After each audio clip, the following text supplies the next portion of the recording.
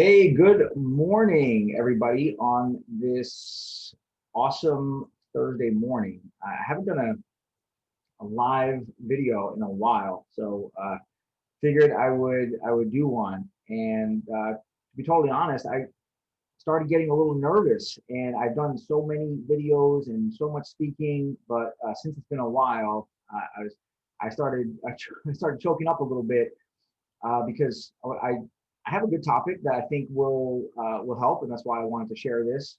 But anyway, the fact that I got a little nervous, I think, lends itself well to the topic, which is I'm calling it marathon or sprint. And you might think it has to do with running, right? Because you could run a marathon, tons and tons of miles, or you can do a sprint, a much shorter distance. But this is an example of the title being a little misleading because I'm not actually talking about running. In fact, it may apply to a certain extent, but it's really not what I'm talking about. What I'm talking about is your goals. We all, or a lot of us, we start thinking it's a new year. We start thinking about, what are the things we want to accomplish. We start thinking of these, maybe these lofty goals. Maybe we want to lose 50 pounds, or maybe we want to become much more flexible, or maybe we want to have much more energy, or maybe it's even other goals unrelated to fitness, which it certainly applies here. And the marathon approach is just really just looking at that big goal and doing something towards that goal and doing it over and over and over and over. And while that is an approach, it can become discouraging because there's so much to it. We start thinking about all the things we have to do, and then a lot of us we start having negative self-talk. What happens if we fail? How are people gonna look at us? And we start attaching our worth to our accomplishments, and it's hard to do it that way. So the approach that I am going to mention is the sprint, or it's uh, better termed a series of sprints. So if you're looking at it as a series of sprints, which means you go hard and then you kind of pull back a little bit, and then you go hard and then you pull back a little bit. So that's what I mean when it comes to doing a sprint versus a marathon. There's a popular concept in the business world. I've heard it called the 90-day sprint. I've heard it called a 100-day sprint. And it's just the same idea. It's the idea that if we can do anything for 90 days, for 100 days, and we could even shorten that. We could do anything for 6 weeks, 4 weeks. And there's a lot of power in that. The mistake lies in thinking that that's all we have to do. But we know we've been reminded more than ever that we don't know what the future holds. There's always going to be a lot of uncertainty, especially now. While it's good and it's important to have a long-term goal and a long-term vision, the only thing we really have is what's right in front of us. So it's something we could wrap our minds around. It's something that there's a pretty good chance that we know we have an idea of what's going on in the next few weeks, in the next whatever that time period is. So it's really just focusing on that. So in the business world, it's focusing like a laser on a specific project for a few months, and then knowing that once you do that, you can work on the next one, and then you can work on the next one. And what that does is it builds a crazy amount of momentum.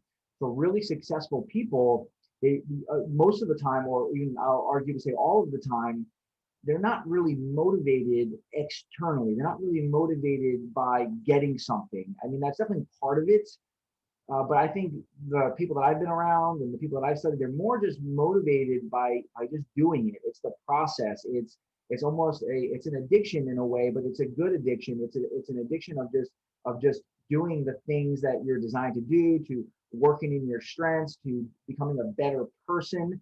And that's really what it comes down to. And that becomes something that you want to keep feeling. And you can't really get that feeling if you're only focusing on bigger picture, all this stuff you have to do. You can only get it by doing the little things. And again, anybody can stay focused for a short period of time. So if we start there, then some really good things can happen over time. So I wanted to share just some things that you can do to start with this approach, to start with this sprint approach. And that is simply to, yes, have a goal, have somewhere you want to be in a year or so. But the action step that I'm going to give you is to set a really short-term goal. In fact, if you have time right now, you can do it right now. Pull out a piece of paper, a pen or a pencil, and write down something that you can get done soon, something that you can get done within the next 10 days or the next week, or at most the next 30 days. I like the really short-term goals. Just do it. If this is something, if you set a New Year's goal or a resolution and maybe you're like most people and it's already not worked, I want you to do this. Pull out a piece of paper, if not now, as soon as you are able to, as soon as you have a few minutes, and just get down on there what you're going to get done in the next 10 days. And of course, I'm talking about health and fitness, but you do this in all the areas of life. And you might even want to focus on the areas where you're finding the most challenging. Maybe it's relationships, maybe it's faith, maybe it's a business, career, finance, or whatever the area is. Start setting those short-term goals, 10-day goals, get them on there, and then start doing them. And once you start doing them, they start racking up. And over time, you look back and you realize how much you actually did accomplish. It doesn't seem like much to do a short-term goal, but it seems like a lot when you see how much you've done and where it's gotten you. So that's my approach. I wanted you to be able to walk away with an action step, and don't. I'd encourage you not to mistake the simplicity of it for it being ineffective, because it's super effective. It'll keep you energized. It'll keep you focused.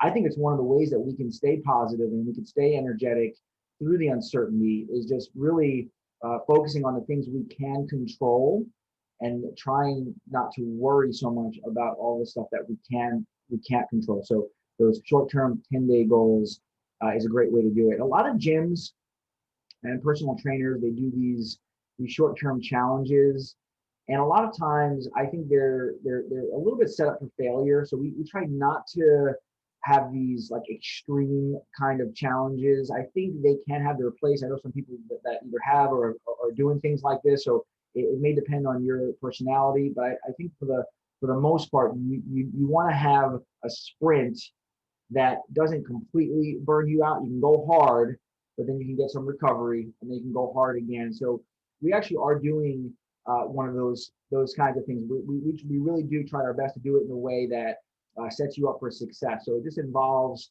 some workouts. It involves a nutrition plan. It involves a shopping list. It involves motivation. All the things we know are important to keep you focused. But what we're not saying is that like this is a be all end all. All you need to do is go hard for for 4 weeks, and then you're going to be good to go. What we are saying is that this is going to be a way for you to get some really good quick wins, to build in that habit, to create the momentum and the focus that you need to reach even higher levels.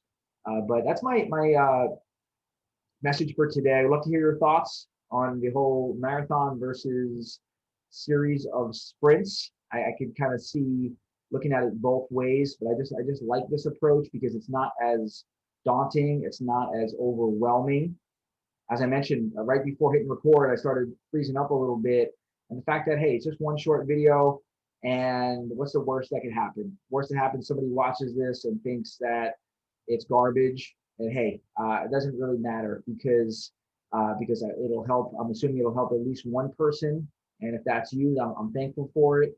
And I'm here to help. So if you need anything, let me know. If you're interested in what we have coming up in February, just stay tuned or reach out to me and I'll put you on the list. It's only 5 people that we're going to accept because of current circumstances. So look forward to that. Have a wonderful day.